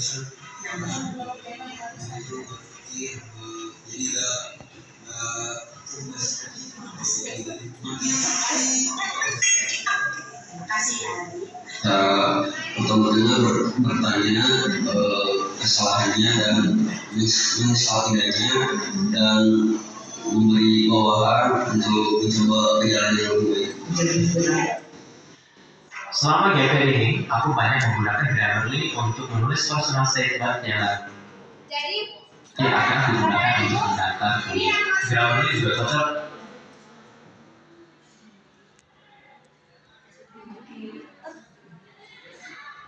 Jadi Bapak dan Ibu, itulah pengalaman saya yang sungguh luar biasa. Awalnya saya tidak percaya, emang bisa gitu menerapkan segitiga restitusi. Sehari-hari saya terus terang memantau dengan tugas dan sebagainya sering. Tapi untuk anak-anak dengan kriteria itu seringnya menghukum. Bentar beres. Anak yang barusan muncul saya memang seringnya pada sejak kita mengajar Sri Lanka tahun banget. Terakhir juga Hidupki itu bertengkar. Yang pulang semua orang lain pulang, saya mengurus anak-anak yang bertengkar karena bercanda melorot. Jadi tadi ini real action tidak direkayasa. Jadi kebetulan ada tugas membuat demonstrasi kontekstual menerapkan segitiga restitusi. Saya perlu membuat skenario-nya. Jadi tiba-tiba karena ada kejadian ini, ya sudahlah, lakukan saja apa adanya. Saya ingin tahu sebetulnya, betul tidak ini segitiga bisa diterapkan. Nah gitu kan, diskusi ternyata itu yang pertanyaan tadi bikin kaget itu, si Riyadi bisa menyimpulkan apa saja Riyadi yang barusan dilakukan. Ibu bertanya dulu kepada saya, terus membuat saya berpikir, jadi itu keluar dari diri. bukan dikasih oleh gurunya. Jadi itu yang luar biasa. Oh berarti segitiga restitusi memang bisa digunakan. Awalnya tidak percaya. Dia mungkin tahu sendiri ya, Ibu paling tidak sedih ketika online di diskusi forum CGP paling ini tidak mungkin dilakukan. Susah anak zaman sekarang itu hanya dengan seseorang populator itu yang efektif menurut saya gitu di saat itu. Asal mungkin ya sini coba apa yang sudah kamu lakukan, coba pikirkan perasaan saya waktu itu tidak menerima gitu ya. Asal bukan diri saya. Tapi ketika ada kejadian ini, saya betul-betul kaget luar biasa. Lihat di sini, kamu kemarin kabur ya? Ya, coba reka ulang kemarin apa yang kamu lakukan. Direka ulang. Jadi yang kemarin dilakukan itu direka ulang, cuma pada saat kemarin itu di atas ini sama sapang. Nah kemarin ditanya cuma kamu jangan makan lagi awalnya gitu. Tapi kalau tadi diajaknya baik-baik. Jadi saya lebih suka ibu yang barusan. Kita stres itu berkata anak. Jadi itu pengalaman anak Bapak dan Ibu. Jadi apakah Bapak dan Ibu tertarik menerapkan segitiga restitusi? Tertarik. Jadi dengan menerapkan segitiga restitusi itu, kita itu akan bisa menganalisis sebetulnya perilaku anak itu apa alasannya. Kan kalau namanya dalam fisika aksi-reaksi, setiap dia beraksi kan karena ada reaksi tertentu. Ada kebutuhan yang ingin dia penuhi sehingga dia beraksi. Mungkin kitanya yang salah sebagai guru di sekolah sehingga anak begitu. Jadi memang kita harus merefleksi bagaimana kita memperlakukan anak-anak kita selama ini. Nah, coba Bapak dan Ibu, ini pertanyaan reflektif ya di sini. Tapi kita lihat dulu kejadian ini. Kejadian tentang cerita ini. Ini dulu, kita mengembalikan dulu yang tadi ya. Hukuman dan konsekuensi. Bapak dan Ibu coba lihat nomor 1. Menurut Bapak dan Ibu itu hukuman atau konsekuensi? Nomor 1. Ya, nomor 1 bagaimana? Menghukum. Kenapa dikatakan menghukum? Iya, tidak ada kesepakatan. Dadakan, ya. Sini dadakan. Kamu catat 100 kali dalam buku kalimat saya tidak akan terlambat lagi karena terlambat ke sekolah gitu ya. Anak itu terlambat sekolah akhirnya dihukum 100 kali membeli buku. Apa sih manfaatnya bagi anak itu? Catat aja. Terus nomor 2. Lari mengelilingi lapangan basket 2 kali karena terlambat hadir di sekolah. Hukuman. Membersihkan coretan yang dibuatnya di meja tulis. Konsekuensi. Terus murid diminta untuk push up 15 kali karena tidak menggunakan masker di sekolah. Hukuman atau kesepakatan?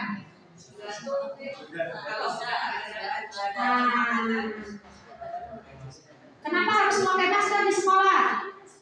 Karena ada kesepakatan? Iya, ya menjaga keselamatan diri kita, apalagi saat pandemi kemarin ya. Saat pandemi kita harus pakai masker. Tapi apa memang bermanfaat jika di push up? Nah, menggantikan kertas tugas teman yang telah dicoret-coret, berjemur di lapangan basket pukul 12 siang karena ngobrol dengan teman. Wah, hukuman. Murid diminta berjalan kaki sepanjang hari karena tidak menggunakan sepatu warna hitam. Hukuman. Ayo, tergantung. Ada sekolahnya, apakah ada kesepakatannya? Ini harus ditanya ke kesiswaan. Iya, jadi Bapak dan Ibu jangan tiba-tiba ada kejadian langsung menghukum anak, tanya ke kesiswaan. Apakah anak juga sudah tahu ada konsekuensi jika menggunakan sepatu warna putih?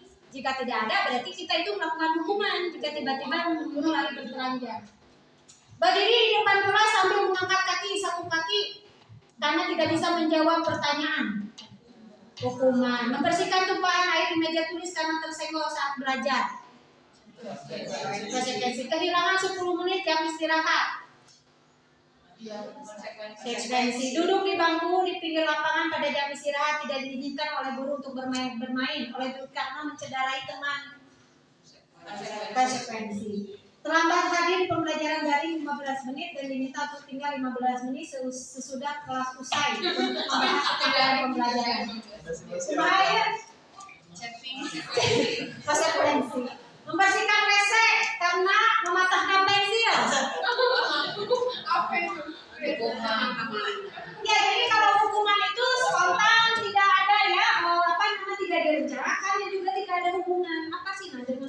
itu tidak ada nanti manfaatnya buat anak. Kalau konsekuensi memang ada kesepakatan yang belum dibuat terlebih dahulu. Ya, jadi jangan tiba-tiba kita itu sekarang memperlakukan anak dengan tanpa pertimbangan apa sebetulnya yang sedang terjadi. Mudah-mudahan kita semua bisa melaksanakan ini Bapak dan Ibu. Nah, coba yang ini. Bapak dan Ibu, ini ada transkrip, coba dibaca. Mario dan Adi merupakan murid kelas 8 di SMP Tunas. Pada jam istirahat makan siang, saat semua anak lain bermain di luar kelas, mereka diajak bicara oleh guru wali kelas mereka, Bapak Joko, di ruang kelas. Pak Joko, coba baca pertanyaan. Mario, Adi, Bapak tadi dengar laporan dari guru piket di kantin. Sepertinya kalian dalam masalah ya. Ada yang bisa Bapak bantu? Apa yang terjadi? Iya Pak, tadi pada jam istirahat pagi kami main lempar-lemparan makanan di kantin. Tapi tidak sengaja malah kelempar kena wajah Ibu Dina, kepala sekolah ketika beliau sedang berjalan, gitu ya. Kepala sekolah sendiri. So, sekarang Pak Joko lagi. Kalian main lempar-lemparan, salah. Nah, Kalian main lempar-lemparan makanan di kantin kena wajah Ibu Dina ketika beliau sedang lewat. Kok gitu ya? iya Pak, iya Pak, nah, iya Pak. Adi, ada informasi yang kamu mau tambahkan? Kami tidak bermaksud melakukannya Pak, tapi ada ya? kami tidak sengaja Pak Joko. Mana? Kami tidak sengaja Pak Joko. Apakah kalian tahu kalau kalian berada dalam masalah sekarang? Iya Pak. Baiklah, Bapak di sini bukan untuk mencari siapa yang salah. Bapak di sini untuk mencari penyelesaian sama-sama. Berpikir sama-sama tentang apa yang bisa kita lakukan untuk memperbaiki situasi ini. Kalian pasti melakukan ini ada alasannya kan? Pasti seru ya main lempar-lemparan makanan gitu. Iya Pak, seru banget Pak. Ya, Bapak bisa melihat kalian masih senang melakukan ini. Tapi yang kalian lakukan itu merugikan orang lain. Sehingga sekarang kalian dalam masalah. Iya Pak. Sekarang mari kita bicara tentang keyakinan kelas dan keyakinan sekolah kita. Apa yang kita percaya? Yang mana yang kalian tunjukkan? Kita harus bersikap baik satu sama lain Pak. Menghormati orang lain dan menghormati dirimu sendiri. Kalian berdua ingat dengan baik ya keyakinan kelas kita. Kembali pada kita kembali itu ada komanya Bu. Kalian berdua ingat dengan baik keyakinan kelas kita. Kita kembali pada kalian. Pada ketika kalian Kita kembali pada ketika kalian main lempar-lemparan makanan dan mengenai Ibu Dina. Apakah ketika kalian melakukan itu kalian menghormati orang lain dan lingkungan? Tidak. Tapi kalian mendapatkan rasa senang. Menurut Bapak, ada cara untuk mendapatkan rasa senang tanpa merugikan orang lain. Coba, gimana menurut kalian? Iya Pak. Nah, sekarang mari kita selalu mengindahkan keyakinan kelas kita. Besok kita ke kantin dan kalian bisa berperilaku baik setelah 3 tahap itu dilakukan. Udah ya? Jadi Scan dulu. ya. Nah, dari sini ya. Nah, kalian berperilaku lagi. Nah, setelah tahap ini kita lakukan, memperbaiki kesulitan ya, segitiga restitusi. Mari kita jawab ke sini. Nah, ke pertanyaan ini. Nah, dari 5 posisi kontrol, apa yang sedang barusan Pak Joko lakukan? Pemantau? Manajer. Ayo silakan angkat tangan yang sepakat pemantau. Ayo. Ayo, siapa yang punya pendirian? Atau semuanya? Gua apa lu? Sebagai teman. Manajer. Pilih, ya, gua apa namanya? 1. Sebagai manajer. Kebutuhan apa yang berusaha dipenuhi oleh Mario dan Adi? Kesenangan. Apa yang dikatakan guru dalam tahap menstabilkan identitas? Ya, Bapak tahu kalian senang melakukannya. Terus? Validasi apa? Konstitusi. Nah, dan menanyakan keyakinan ada ya.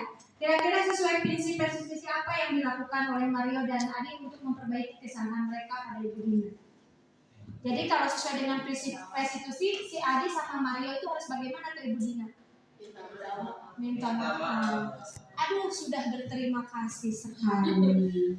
Alhamdulillah, tepuk tangan buat semuanya. Bapak dan Ibu, terima kasih luar biasa kita sudah belajar selama 1 jam lebih tentang pendidikan budaya positif di sekolah. Jadi amanat yang harus kita emban sebagai pendidik yaitu menciptakan lingkungan belajar yang nyaman, ya, sehingga budaya positif pun akan terwujud secara konsisten dan menjadi budaya yang memang secara komitmen diterapkan oleh seluruh warga sekolah. Tadi setelah melakukan interaksi yang saya pahami Bapak dan Ibu juga sudah sebetulnya melakukan itu semua. Tapi kita tidak tahu sebetulnya kita itu sedang berada di posisi kontrol yang mana. Tapi sebetulnya itu sudah sering kita lakukan, tidak aneh. Dan mungkin karena sekarang sudah kita itu diarahkan untuk melakukan perubahan dalam setiap proses layanan pendidikan dan pengajaran kita, mari kita merubah paradigma kita untuk menerapkan keyakinan itu dengan menerapkan restitusi. Jadi kita tinggalkan hukuman dan penghargaan. Kita mungkin suatu saat melakukan itu, tapi coba lebih banyak di posisi sebagai manajer. Siap Bapak dan Ibu? Siap, kita bisa. Guru merdeka, guru pembelajar sepanjang hayat. Merdeka bukan berarti kita merdeka berbuat sesuatu, tapi kita sudah bisa disiplin secara kuat, secara utuh untuk mewujudkan keyakinan-keyakinan yang merupakan kebajikan universal dalam setiap kehidupan kita sehari-hari. Itu saja Bapak dan Ibu. Terima kasih atas perhatiannya. Teman-teman, Bapak yang saya hormati. Jadi kita merefleksi. Jadi sebelum kita mendapatkan pemahaman ini dan setelah kita ikuti, dan apa yang menjadi tindak lanjut rencana kita untuk selanjutnya, ya. Jadi ada 3 sesi yang bisa Ibu dan Bapak sampaikan untuk kegiatan ini, untuk sesi ini. Yang pertama, bagaimana pengalaman yang pernah kita lakukan sebelumnya, kemudian apa yang sudah kita dapatkan hari ini, dan bagaimana untuk kedepannya, ya. Nah, itu yang Ibu dan Bapak bisa sampaikan pada kesempatan refleksi kali ini. Baik, silakan Ibu dan Bapak ada yang ingin mengungkapkan kegiatan sesi refleksi dalam 3 waktu itu. Bismillahirrahmanirrahim. Assalamualaikum warahmatullahi wabarakatuh. Terima kasih atas waktunya dan terima kasih banyak kepada Ibu Nur yang sudah menyampaikan materi hari ini, yang secara langsung telah membuka wawasan saya, terutama tadi tentang perbedaan antara hukuman konsekuensi dengan restitusi, ya. Jadi sebetulnya ketiga hal tersebut telah saya laksanakan dalam kegiatan belajar mengajar setiap hari, hanya saya tidak tahu kategori hukuman, konsekuensi, dan restitusi. Jadi sekarang sudah terbuka dengan jelas apa yang telah saya lakukan, apakah saya memberi hukuman atau konsekuensi atau restitusi. Hanya tadi ada memang dalam kehidupan sehari-hari ada beberapa langkah atau ada beberapa hal yang menurut saya, jadi ketika tadi Ibu memaparkan, banyak protes dalam diri saya. Oke, tadi sudah ditayangkan 2 video, itu kan kejadiannya di luar KPM, gitu ya. Jadi tentu saja jika terjadi di luar KPM saya bisa menerima. Tindakan yang saya lakukan memang biasanya adalah berupa restitusi. Tapi ketika sedang melakukan KBM, di mana jumlah siswa juga yang banyak, nah disitulah kemudian timbul kesulitan. Apakah yang harus kita lakukan? Dan memang langkah tercepat adalah biasanya melakukan pemberian hukuman, gitu ya. Nah, seperti itu. Jadi biasanya restitusi itu kalau saya memang dilakukan untuk hal-hal yang ketika si pelakunya jumlahnya ya 1 atau 2, ya memang meskipun dia sangat mengganggu di kelas, saya tahan diri dulu. Kemudian nanti dilakukan pendekatan dengan cara pemanggilan. Nah, kemudian yang kedua, jika si kasusnya tidak dalam artian kenakalan yang dilakukan anak itu tidak masih dalam tahap paling juga ribut atau receh seperti itu ya. Tentunya juga saya tidak melakukan restitusi. Kemudian tadi ada soal-soal apakah ini hukuman atau konsekuensi. Betul seperti kata Ibu Nur. Jadi ketika Ibu Neng, maafnya Ibu Neng tadi menjawab hukuman, ya saya memang dari awal push up 100 kali ya tergantung apakah kita sebelumnya sudah membuat kesepakatan atau tidak gitu. Jadi memang itu ada apa sih yang tergantung pada kita apakah itu sudah pernah dibuat kesepakatannya atau tidak. Betul. Jadi memang dalam bertindak itu kita betul-betul harus apa sih tahu gitu apa yang memang sudah kita lakukan. Jadi kalau misalnya tidak ada kesepakatan ya itu termasuk ke dalam hukuman. Jadi tadi saya bingung sekali menjawab soal itu gitu ya. Nah, kemudian apalagi ya? Aduh lupa lagi. Ya mungkin untuk sementara karena saya tidak mencatat cuma secara spontan saja ya bahwa sekarang saya juga sudah mendapat pemahaman yang lebih lengkap lah tentang apa itu hukuman konsekuensi ataupun restitusi ya. Kemudian tadi ada segitiga restitusi. Memang pada dasarnya saya sendiri mengalami ketika anak itu apa sih berulah macam-macam, tapi kadang-kadang mohon maaf terutama ketika mengajar kelas 7 di mana peralihan dari mereka masa SD ke SMP dengan tingkahnya yang super receh ya. Saya mendapatkan kasus kemarin ada semua guru kelas 7 mengeluhkan ada seorang anak yang tingkahnya setiap mata pelajaran luar biasa yang sangat hiperaktif, tapi entah karena apa saya juga tidak tahu pada suatu kesempatan dia duduk manis. Kemudian yang biasanya duduk paling belakang tiba-tiba dia duduk di depan. Kemudian dia sudah berubah jadi tidak hiperaktif, tapi kemudian dia ikut menjawab pertanyaan dan lain sebagainya. Maka saya katakan itu adalah hidayah yang datang dari dirinya sendiri. Tanpa saya harus semua guru sudah mengeluarkan, sudah angkat tangan, sudah ampun, tiba-tiba dia duduk manis dan saya lapor kepada wali kelasnya. Hari ini anak tersebut dapat hidayah dan saya tidak tahu apakah hidayahnya akan berlangsung esok hari. Ketika pada pelajaran selanjutnya dia alhamdulillah kemudian menjadi masih seperti itu. Ya artinya bahwa memang apa sih kemauan dari dalam dirinya sendiri yang merubah dirinya sendiri. Begitu. Terima kasih. Assalamualaikum warahmatullahi wabarakatuh. Baik, ya betul Bapak dan Ibu. Kalau budaya positif kita menerapkan disiplin positif, gitu ya. Dan saat menemukan ketidakdisiplinan, gitu ya, atau melanggar keyakinan kelas, gitu ya, kita bersama-sama dengan siswa nanti membuat keyakinan kelas.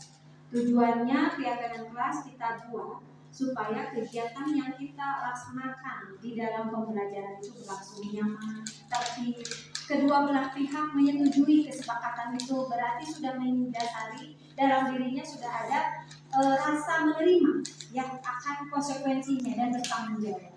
Memang pada saat pelanggaran yang bersifat cukup besar seperti keyakinan di dalam kelas, kesepakatan yang dibuat di dalam kelas, kita bisa langsung menegurnya saja kan gitu ya. Kalau memang dengan menggunakan metode suntikan itu untuk kasus-kasus yang pada saat memang siswa itu sudah berulang-ulang melakukan pelanggarannya, sudah dinasehatin baik-baik, masih seperti itu, baru kita obati sebetulnya masalahnya apa sih dia itu.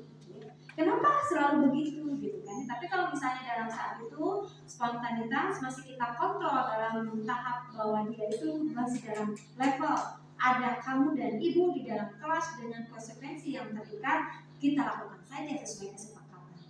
Ketika segitiga restitusi berlaku, jika memang siswa itu memang terus-terusan melanggar, ya udah nanti setelah pembelajaran kita bawa keluar, gitu ya. Nanti kita bicara dengan curhat. Memang kita tidak boleh menghukumnya, tapi metodenya seperti itu. Kita gali sebetulnya apa yang dia inginkan, apa latar belakang dia berbuat seperti itu. Kebutuhan-kebutuhan dasar anak yang dia tidak terpenuhi sehingga dia berbuat seperti itu. Diharapkan jika kita menemukan kebutuhan dasar yang tidak terpenuhi dalam tanda kutip bukan masalah ekonomi gitu ya, kita bisa membantu dan melindungi.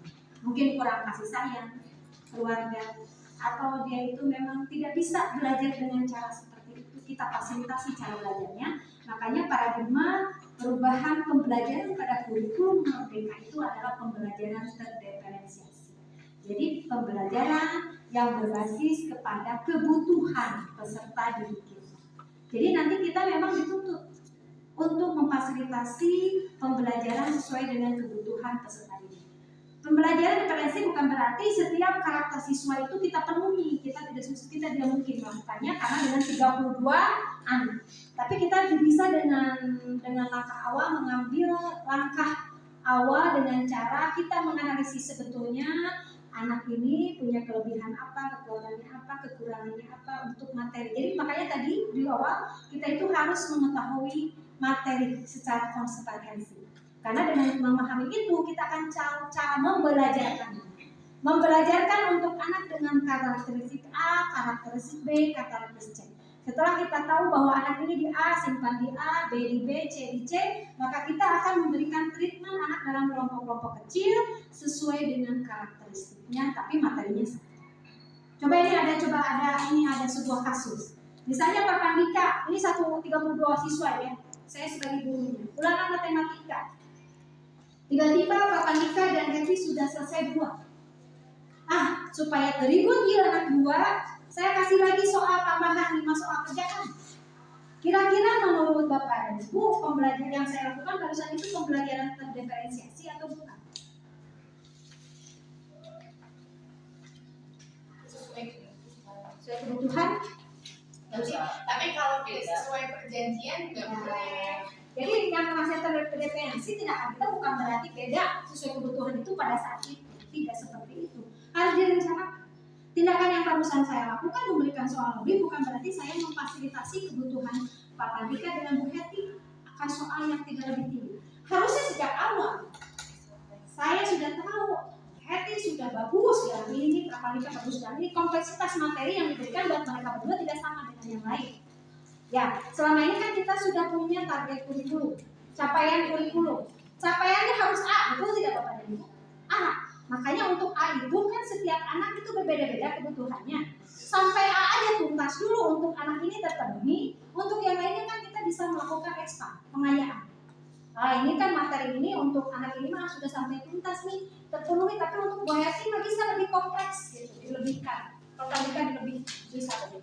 Jadi bukan berarti yang terdiferensiasi berbeda pada saat dadakan soal supaya terlibat kasih bukan begitu. Tapi kita merencanakan proses penyampaian, kontennya, kompleksitasnya sudah kita pertimbangkan untuk memfasilitasi 32 siswa yang berbeda karakteristiknya dikelompokkan. Ini kelompok A misalnya kemampuannya sampai sini, B sampai sini, C sampai sini, D sampai sini. Begitu. Ya. Begitu mungkinnya. Jadi seperti tadi yang boleh disampaikan, segitiga restitusi sering sudah dilakukan, walaupun tidak tahu itu namanya, cuma tidak bisa di kelas karena itu harus kejadiannya di luar kelas itu saja karena membutuhkan intens diskusi yang sangat intensif.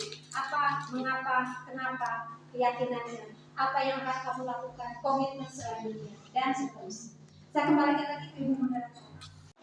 Assalamualaikum warahmatullahi wabarakatuh. Ya, tadi seperti yang diungkapkan tadi bahwa bagaimanapun kita sebagai seorang guru punya kebiasaan-kebiasaan positif ini kan sebenarnya sering kita laksanakan ya di kelas, baik di kelas ataupun misalkan di lingkungan sekolah.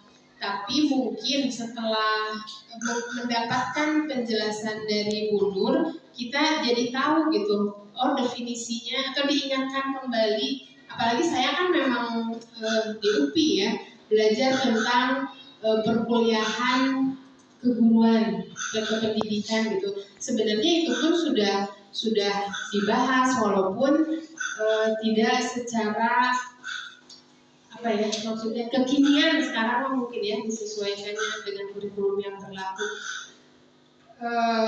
Jadi dengan mengikuti ini tuh saya seolah-olah diingatkan kembali gitu posisi saya sebagai seorang guru, tanggung jawab saya, terus apa yang harus apa sih sebenarnya siswa itu membutuhkan apa dari kita gitu, lebih diingatkan ke arah sana gitu, menjadi lebih sebuah evaluasi diri lah kalau bagi saya ketika mendapatkan ini gitu. Terus untuk kedepannya, terus terang saja saya pribadi ketika di setiap awal tahun ajaran itu membuat yang namanya kontrak belajar. Saya dengan siswa selalu membuat kontrak belajar, baik itu dari bagaimana sebelum masuk kelas harus seperti apa, kemudian ketika pembelajaran harus seperti apa, nanti penilaiannya akan kayak gimana, itu dibahas ketika akan memulai pembelajaran tahun baru.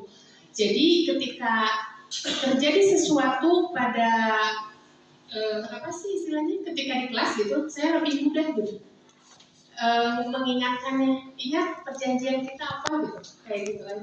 Jadi paling perhatikan dulu, jadi tidak terlalu inilah. Siswa juga tidak protes terlalu banyak karena memang tadi kontrak belajar tadi. Kemudian untuk kedepannya, insya Allah untuk restitusi ini sebagai pemahaman yang baru saya peroleh, akan saya laksanakan disesuaikan dengan kasus yang memang terjadi di kelas. Ya, sekian. Assalamualaikum warahmatullahi wabarakatuh. Assalamualaikum warahmatullahi wabarakatuh. Sebelumnya saya ucapkan terima kasih kepada Bu Nur yang sudah memberikan materi ini. Ada hal-hal baru yang saya dapatkan, sehingga tadi sama dengan Bu Rini juga kita jadi tahu apa perbedaan hukuman, konsekuensi dan restitusi yang sebetulnya memang sudah kita lakukan. Di kelas saya dalam mungkin untuk menerapkan budaya positif ini sama ada perjanjian, ada kontrak dengan siswa. Jadi apabila anak melakukan pelanggaran, ada konsekuensinya yang harus dijalankan sehingga mereka menerima dengan apa yang kita lakukan tersebut. Kemudian ada juga saya pernah juga melakukan yang namanya restitusi itu ya. Itu ketika kemarin saja ada acara Jumat bersih itu ya, ada siswa mungkin di kelas saya yang cukup vokal, yang KM perempuan itu kebetulan bukan orang Sunda, sehingga dia berbicaranya itu keras, kasar lagi dan ditakuti oleh teman-temannya. Nah sehingga banyak anak yang merasa takut, merasa malu, merasa terganggu karena kadang diolok-olok dengan keras di depan yang lain. Ya saya kadang memanggilnya gitu ketika pelajaran gitu, saya panggil, kamu jangan seperti itu, apalagi kamu perempuan, gitu. Terus akhirnya dia, oh ya Bu, saya menyadari gitu. Alhamdulillah ada perbaikan sehingga tidak seperti itu lagi, tidak kasar dan banyak yang menyukai lagi ya, karena tadi paling dibenci itu meskipun KM atau apa. Jadi alhamdulillah ada sisi positifnya. Memang kalau dengan bicara dari hati ke hati dengan baik-baik, anaknya akan menerima seperti itu. Jadi itu ada sisi pengalaman. Terima kasih. Assalamualaikum warahmatullahi wabarakatuh. Nah itu memberikan gambaran bagi kita, tentunya Ibu dan Bapak sudah bisa mensiasati berbagai macam kasus berdasarkan pengalaman ya. Jadi kapan atau bagaimana suasana untuk memberikan tindakan kepada putri kita, murid-murid kita. Nah Ibu dan Bapak tentunya sekali lagi masih banyak yang menjadi PR kita karena tentunya ilmu dan teknologi ini selalu berkembang ya, termasuk treatment yang dahulu mungkin tidak berlaku lagi dengan treatment yang sekarang ya. Jadi anak-anak dulu mungkin lebih cenderung nurut ya, kita kasih tahu itu iya nurut gitu ya, tetapi belum tentu tadi nurutnya nurut dari hati sendiri atau memang karena terpaksa. Dibandingkan dengan anak sekarang nurut enggak mungkin ya, jadi saja kita kasih tahu tuh mereka lebih seringnya untuk menjawab ya. Jadi omongan kita tuh dijawab sama mereka gitu, banyak namanya kalau sudah tuh ngeles apa nembalan gitu ya. Nah kita juga perlu strategi yang lebih baik dari teman kita strategi kita yang dahulu ya, karena peralihan zaman. Nah apa yang sudah dilakukan contoh-contoh kasus itu kalau boleh menguatkan lebih bisa kita label gitu ya. Bisa kita kasih label kalau memang dari segi psikologi itu kita kasih label coaching sekarang ini ya. Tekniknya adalah teknik coaching. Jadi anak-anak itu mengevaluasi kesalahan-kesalahan mereka sendiri, kemudian anak-anak itu sendiri yang memberikan jalan solusi gitu. Jadi sebaiknya gimana apa yang sudah melakukan dengan kesalahan itu, apa yang sudah kamu lakukan kesalahan seperti yang disebutkan oleh apa yang dicontohkan dalam video yang tadi itu. Jadi anak sendiri yang sudah menjawab apa kesalahan, melorotin gitu kan. Terus akibatnya apa? Anak sendiri tahu. Kemudian apa yang sebaiknya kamu lakukan untuk itunya. Jadi teknik-teknik seperti ini kalau kita kasih label itu adalah teknik coaching ya. Coaching. Ya. Mungkin itu saja. Cukup saja mungkinnya. Terima kasih atas partisipasi Ibu dan Bapak. Semoga ini bermanfaat untuk kita, khususnya untuk merubah diri kita sendiri menjadi lebih baik, kemudian merubah anak-anak di keluarga kita, ya anak-anak turunan kita sendiri di rumah, kemudian untuk mendampingi anak-anak kita di sekolah. Ya. Mudah-mudahan Allah membantu kita dalam berupaya menjadi pahlawan-pahlawan yang akan dicatat sebagai orang-orang yang berdakwah di jalan Allah untuk menciptakan umat-umat yang lebih baik. Ya, insya Allah. Kita tutup dengan bacaan hamdalah, alamin, dan istighfar 3 kali, astagfirullahaladzim, astagfirullahaladzim, dan doa penutup majelis untuk kalau di bawah nikah, lain.